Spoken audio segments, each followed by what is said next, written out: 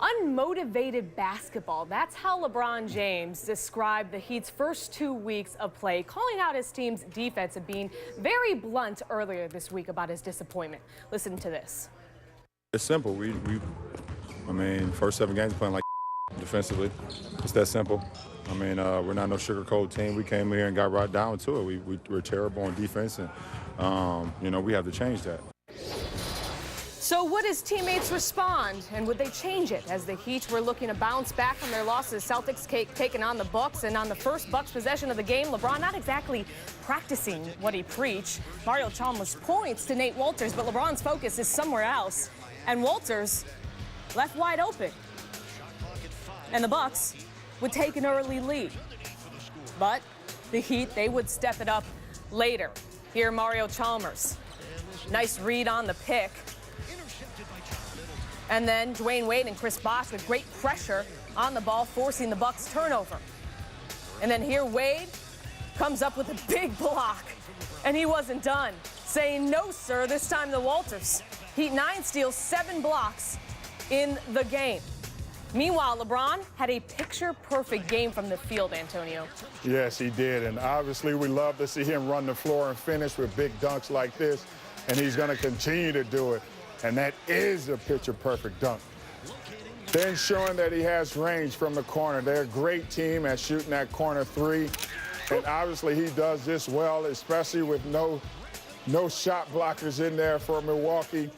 LeBron does it again. So LeBron, 33 points. That was more than the Bucks starters. They had 35 points combined. Both teams took 79 shots exactly. The Heat made 46. The Bucks made 33. The Heat starters outscored the Bucks starters 72-35, and they got 19 off the bench from Michael Beasley, who had just 16 total entering the game. So their offense had it together, but was LeBron happier with his team's performance on D? We come in, we don't sugarcoat nothing. We say what needs to get done, and we go out and do it. You know, it's easy to talk about it, but can you go out and make it happen? And that's what we did tonight. We were able to respond with a better game, and I think our guys felt better looking each other in the eye in the locker room tonight. Still, you know, some areas we definitely need to improve on in terms of the details and discipline, but at least the effort. The effort, the activity was better. The disposition right from the beginning, and it carried through once we got into the rotation. You know, guys were much more focused in bringing that competitive spirit, and that's a good step. So James called his team out, and like he said, they responded, allowing their fewest pain points in any game this season and their lowest opponent field goal percentage as well.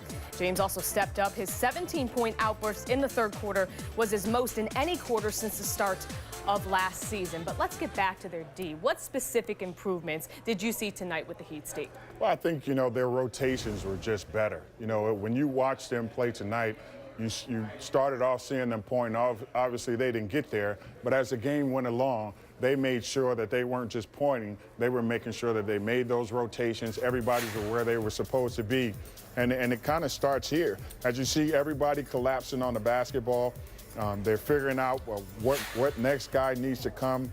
Everybody's pointing. Everybody's where they're supposed to be, attacking the ball. 5 guys got a foot in the paint, and next thing you know, they're coming up with the basketball. And this is what the Heat does. Since they play such small ball and they're a little bit quicker than most teams, they're going to have to double team and they're going to have to get weak side help. But everybody's going to have to be on the string. I think the first few games you had one guy rotating, but you didn't get that next rotation.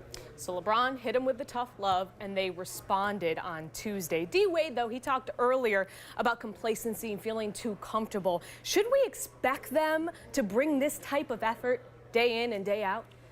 You know, when you look over the whole season, everything is just kind of go in waves. They're going to go in segments. Last year, I think with the consecutive win streak that they had, that kind of kept them high. So each and every game, they didn't want to lose because they wanted to keep that win streak going. But now they're going to have to figure out ways to come into, especially playing teams like Milwaukee, who shouldn't beat them anyway. How are we going to get up for teams that are gunning for us each and every game? They're going to bring their best game, but we have to figure out how to get up for those games. And you see guys when you listen to Spoelstra, he's talking about, you know, being focused and bringing the intensity. And as long as their focus and intensity was there, everything else would fall into place. So they're going to have to play mind games with each other. They're going to have to come out and challenge each other each and every night. But if they do that, everything will fall into place. And it's a long season. You got to find every way to motivate yourself, any way you look at it. Miami currently sitting second place in the East behind the undefeated Pacers.